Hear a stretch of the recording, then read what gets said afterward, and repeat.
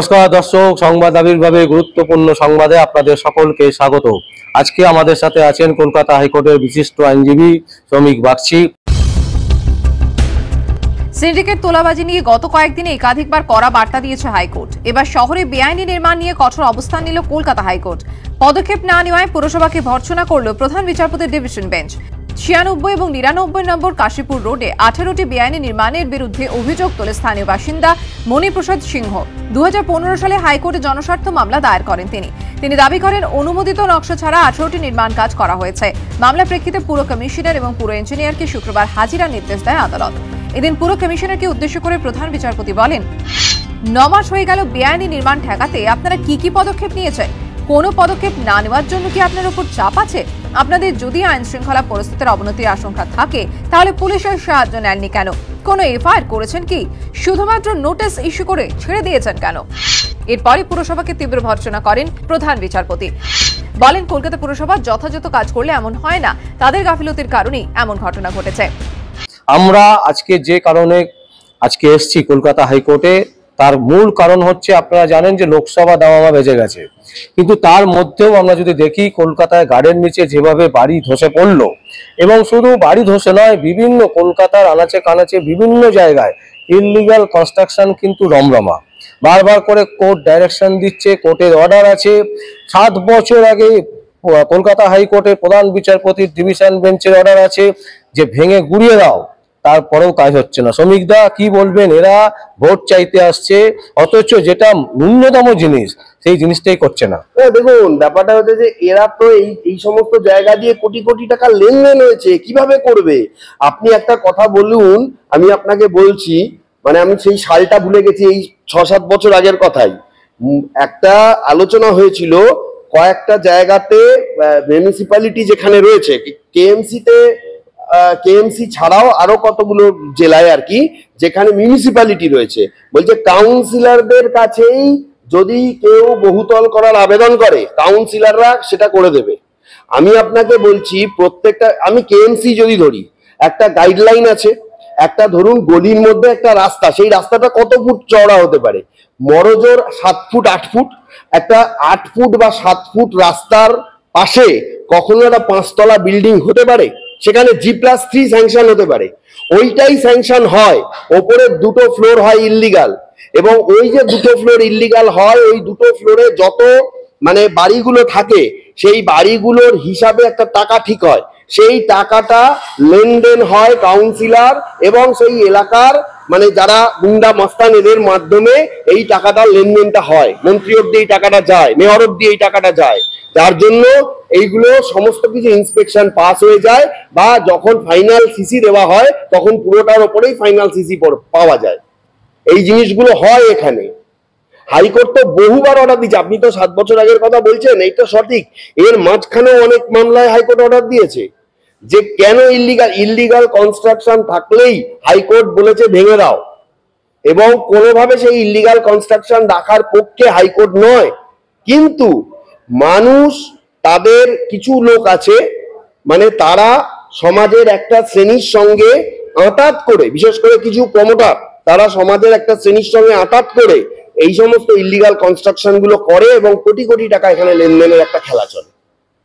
যার জন্যই তারা কার্যত হাইকোর্টের অর্ডারকে বিন্দাঙ্গুষ্ট দেখানোর ক্ষমতাটা রাখছে, যেহেতু টাকার ব্যাপারে। এবং ব্যাপারটা কি হয় দেখুন, মামলা ক্ষেত্রে কি হয়, ধরুন 7 বছর আগের একটা মামলা একটা সময় হলো, হওয়ার পরে তার একটা অর্ডার হলো 2 মাস 3 মাস 6 মাস পর। তারপরে কি হয়, নতুন মামলা আবার যখন লিস্টে চলে আসে, আপনি আজকেই দেখবেন লিস্টে যখন নতুন মামলা চলে আসে, ওগুলো চলে যায় উপরের দিকে, পুরোনো মামলাগুলো একটু পিছিয়ে যায়। সেই মামলাগুলো হয়তো সময় মতন হিয়ারিং হয় না, যার জন্য কি হয়, সময়ের গ্যাপটা বাড়তে থাকে। তারা ভাবে তারা আবার মাথা চাড়া দিয়ে উঠবে, এখন তো আর কোর্ট কিছু বলছে না, ওই সময় বলেছিল, হয়ে গেছে 1 বছর। এই ব্যাপারগুলো ওই তলে তলে তখন আবার গজিয়ে ওঠে। এই জিনিসগুলো হয়।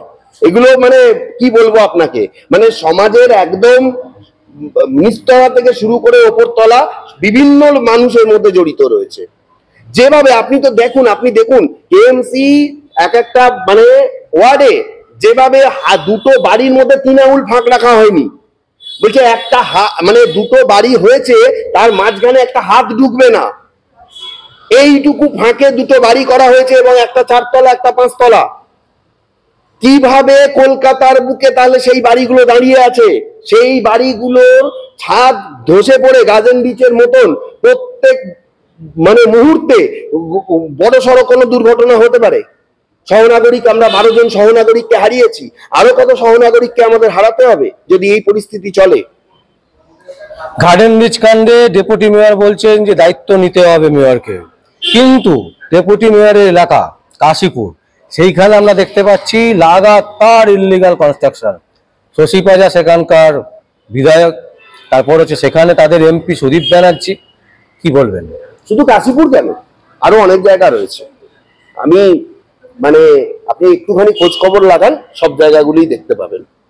কাশীপুরে যে ঘটনাটা হচ্ছে, কাশীপুরে তো একটা লাগাম ছাড়া জায়গা। কাশীপুরে এই বছর প্রথম দিন নেপার মতন একজন কুখ্যাত অপরাধী অ্যারেস্ট হয়, যার কাছে বিদেশি বন্দুক পাওয়া যায় 4 লক্ষ টাকার, এবং পুলিশ তাকে যোগসাযোগ করে শুধুমাত্র আর্মস কেস দিয়ে ছেড়ে দিচ্ছিল। সেই মামলাতে আজকে দেশদ্রোহিতা আইন যুক্ত হওয়ার পর এনআইএ তদন্ত করার ভার পেয়েছে হাইকোর্টের অর্ডারে।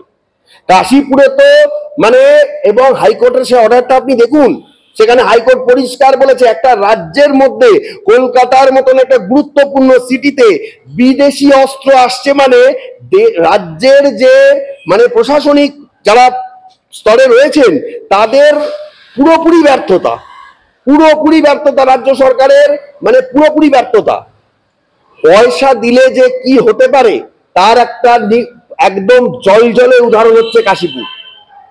যেভাবে ইল্লিগাল কনস্ট্রাকশন গার্ডেন বিচে হয়েছে, সেইভাবে কাশীপুর সংলগ্ন এলাকায় একটার পর একটা ইল্লিগাল কনস্ট্রাকশন হয়েছে, এবং কাউন্সিলরকে পয়সা দিয়ে, নিচু তলার কিছু রুলিং পার্টির লোকদের পয়সা দিয়ে সেই পয়সা একদম কর্পোরেশনের অন্দর অব্দি পৌঁছেছে, মেয়রের টেবিল অব্দি পৌঁছেছে।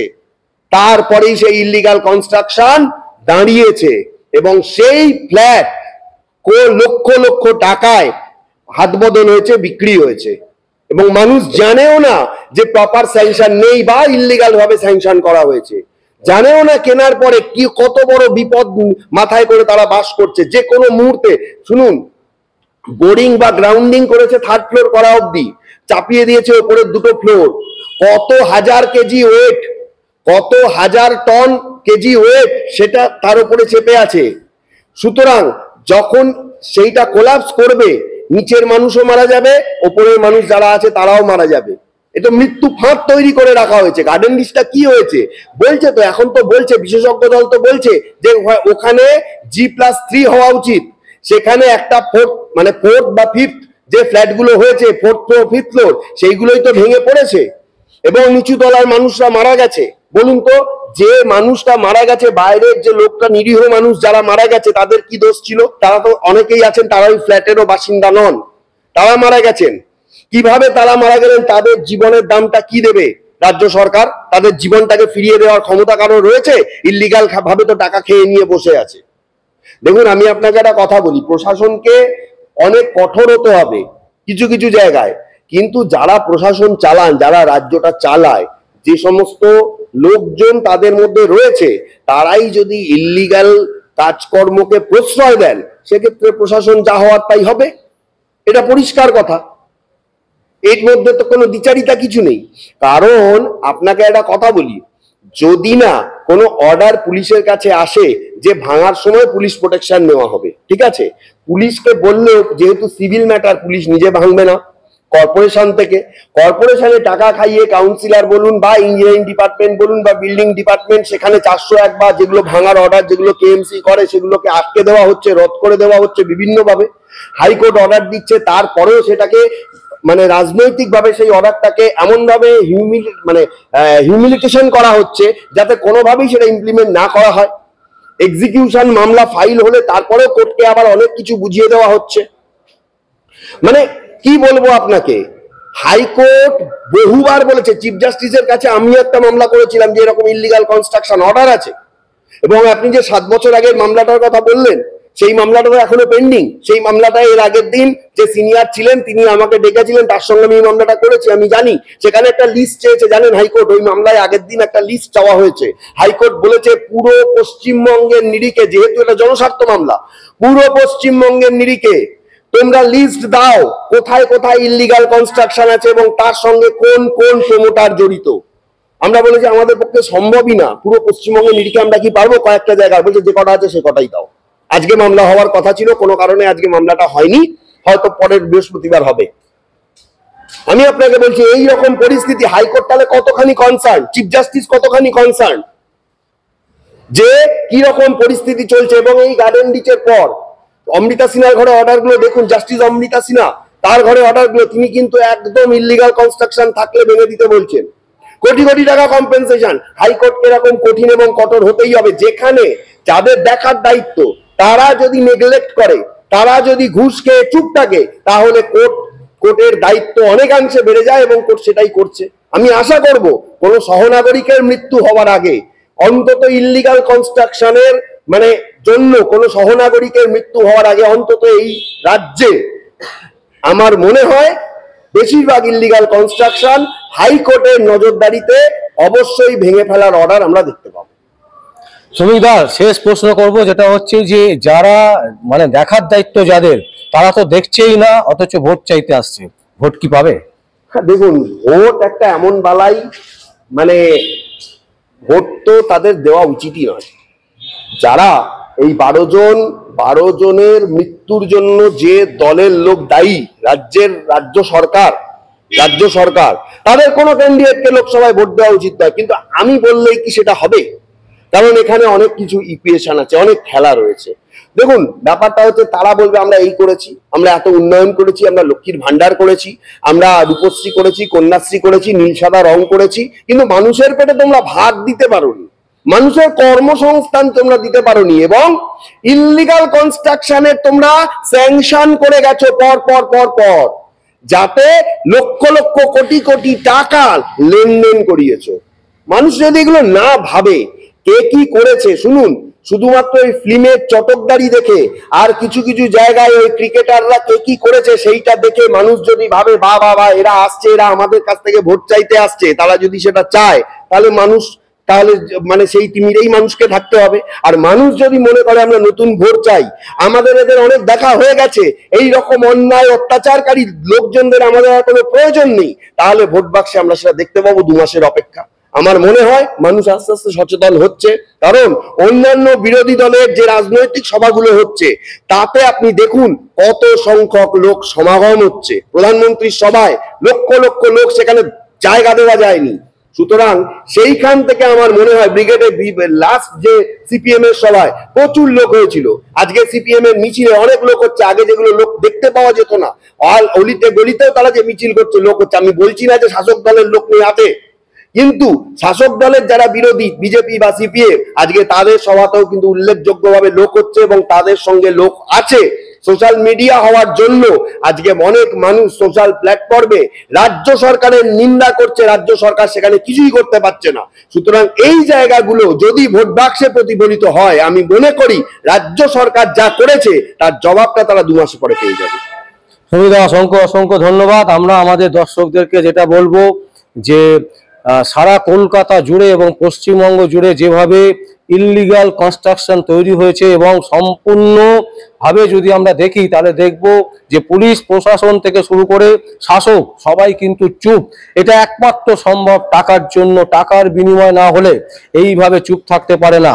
যেখানে কলকাতা হাইকোর্ট বারবার করে অর্ডার করছে, আমরা উত্তর কলকাতা নিয়ে এই কারণেই বেশি বলছি, কারণ উত্তর কলকাতা এখন এই মুহূর্তে রাজনৈতিক সরগরম। সুদীপ ব্যানার্জি বলছেন প্রচুর কাজ হয়েছে, সেখানকার যিনি বিধায়ক তিনি বলছেন প্রচুর কাজ করেছেন, ডক্টর শশী পাজা তিনি বলছেন প্রচুর কাজ করেছেন, তার মেয়ে বলছেন প্রচুর কাজ করেছে, অথচ দিনের পর দিন ইল্লিগাল কনস্ট্রাকশন সেখানে বৃদ্ধি পেয়েছে।